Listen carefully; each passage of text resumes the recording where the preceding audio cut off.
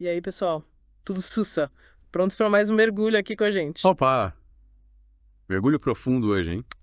Hoje a gente vai desvendar a mente de um cara, digamos, polêmico. Nietzsche, né? Um filósofo.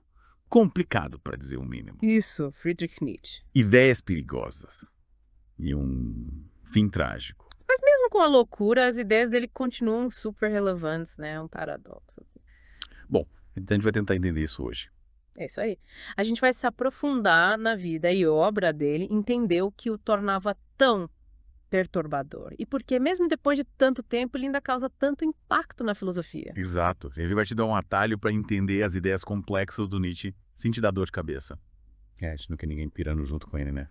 Russos. Mas, olha só, para começar a nossa conversa, a gente precisa entender o contexto em que o Nietzsche surgiu. É tipo o cenário da filosofia na época. A filosofia estava meio parada, sabe? Lá na Idade Média era só teologia. Escolástica, né? Isso. Aristóteles para cá, dogmas da igreja para lá. E aí no século XVII, bom, chega o Descartes com penso, logo existo. A razão voltando com tudo. Mas aí... Aí veio a treta, né? Os empiristas britânicos. Peraí, Descartes, essa experiência também conta. Então... Aí a filosofia quase virou só um monte de sensações. Bagunça total. Aí, para tentar organizar tudo, veio Kant. Tentando juntar a razão e a experiência, né? Mas aí vieram Hegel e Schopenhauer, cada um com sua interpretação do Kant. E bagunçaram tudo de novo. Risos. Parece que a filosofia gosta de uma baguncinha, né? E no meio disso tudo, entrou Nietzsche. Chegando para causar. Ele não só deu uma sacudida na filosofia, como tornou ela perigosa de novo. Só que dessa vez o perigo não era só para outros filósofos, né? Exato. Era para todo mundo, para as nossas crenças, valores, tudo. E a vida do próprio Nietzsche, com aquele final trágico. Meio que mostra bem a intensidade do pensamento dele. Total. E é importante a gente falar que, por mais radicais que as ideias do Nietzsche possam parecer, Tipo o super-homem. O eterno retorno. A vontade de poder. a genialidade dele tá na forma como ele olhava para tudo, sabe? De uma capacidade incrível de desvendar as motivações por trás das coisas. De além do que a gente vê na superfície. Né? Exatamente. Ele tirava as máscaras, sabe? Mostrava os valores escondidos. A história deles, as bases da nossa civilização. Mas é claro, teve gente que interpretou as ideias dele de um jeito problemático. Ah, com certeza. É. Principalmente o super-homem e a vontade de poder, né? Teve gente usando essas ideias para justificar ideologias horríveis. Tipo o protofascismo e o antissemitismo. Pesado, né? E o pior é que o Nietzsche odiava essas coisas. Ele desprezava o antissemitismo e a ideia de uma raça superior. Nossa. Ele teria odiado o que fizeram com as ideias dele, né? Totalmente. Se ele tivesse vivido para ver os horrores dos anos 30 na Alemanha, ia ter surtado. Falando um pouco da vida dele, Nietzsche nasceu em 1844 na Saxônia, que na época era parte da Prússia. Uma família com tradição no comércio. Mas tanto o pai quanto o avô eram pastores luteranos. Uma criação religiosa, né? Bem religiosa. E ele era um garoto. Super inteligente. Desde cedo já questionava a fé. Essa educação religiosa deixou marcas nele, né? Com certeza. Ele cresceu rodeado de mulheres. Muito religiosas. Isso que pode ter influenciado a visão dele sobre as mulheres. Ele tinha uma relação complicada com as mulheres. Aos 13 anos, ele foi para um internato. Super prestigiado. Recebeu uma educação top de linha. E lá ele começou a desenvolver um pensamento independente. Ele era brilhante demais para simplesmente aceitar tudo sem questionar, né? E aos 18 anos, a fé dele já estava balançada. Na universidade, essa dúvida só aumentou. Ele começou estudando teologia e filologia clássica em Bonn. Seguindo os planos da família, né? Para ele virar pastor. Mas ele estava meio rebelde nessa época. É sério. O Nietzsche.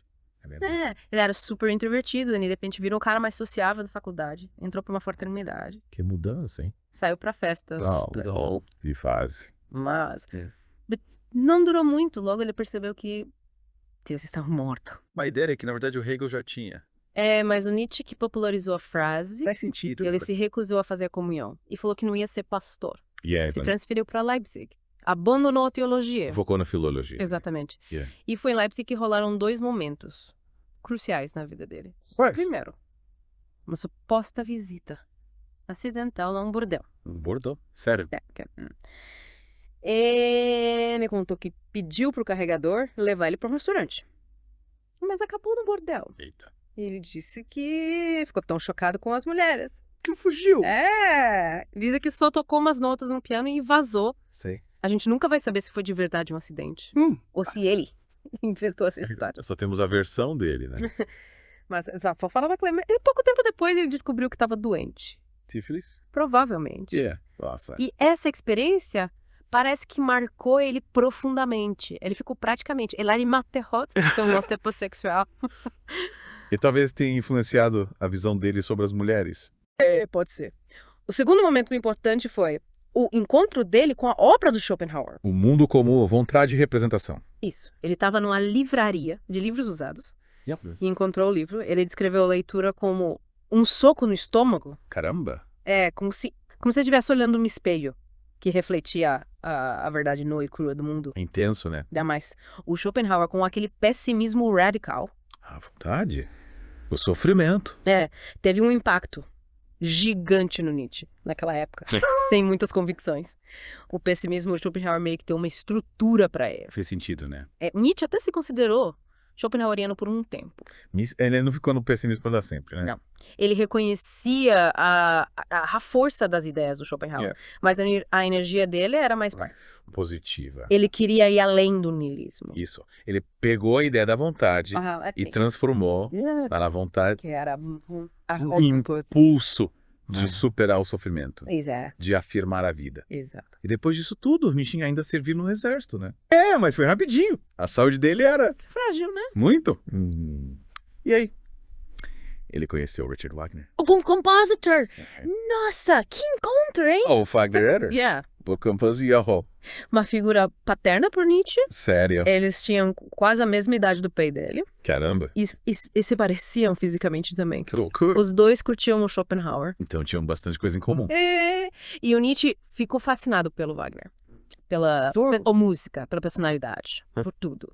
Ele começou a frequentar o círculo do Wagner em Tripschen. A mansão extravagante do Wagner. Era um ambiente super intenso. Romanos hiper, de música, de arte. De incenso. Yeah. De bustos do Wagner. Mas Fosse mesmo, não tem absoluto intenso. Por quê? O Nietzsche começou a se desiludir com o Wagner. Como viver isso pra perder. O Wagner era antissemita, arrogante. E a música dele tava mudando. O Nietzsche não gostou da ópera. Parsifal. Ele achou que era um retorno ao cristianismo. Isso. E ele detestava o cristianismo. Dava pra ver isso nas obras dele. Essa desilusão culminou na publicação de Humano Demasiado Humano. Que marcou a ruptura com Wagner. Tudo. O livro elogiava a arte francesa. Tinha uma pegada psicológica. E rejeitava o romantismo wagneriano. Foi um corte na relação deles. E essa desilusão com uma figura paterna talvez tenha impulsionado o Nietzsche a buscar o próprio caminho. Faz sentido. E nesse livro, ele também começou a desenvolver o estilo que eu consagrou. Os aforismos, né? Em vez de longos argumentos, ele passou a escrever frases curtas. Cheias de significado. Impactantes. Ele condensava ideias complexas em frases. Geniais. E essa forma de escrever foi revolucionária. Ele era um mestre da língua alemã. Total. Ele influenciou escritores do século XX. E essa fragmentação em aforismos. Fez com que alguns o criticassem, né? Diziam que ele era assistemático. Que as ideias dele não tinham uma estrutura clara. Mas isso não é verdade? Não. Por trás dos aforismos. Tinha uma coerência. Uma crítica aos valores da civilização ocidental. Exato. E depois da ruptura com Wagner, a saúde do Nietzsche piorou. Em 1839, ele teve que se aposentar da Universidade de Basileia. E passou a viver como um nômade. Ele viajava pela Europa, buscando climas mais amenos. Para aliviar os sintomas. Ele tinha problemas de visão, dores de cabeça. E foi nesse período que ele desenvolveu a ideia do super-homem. Meio irônico, né? Um cara doente, criando a imagem de um fosse ser humano superior. Pois é.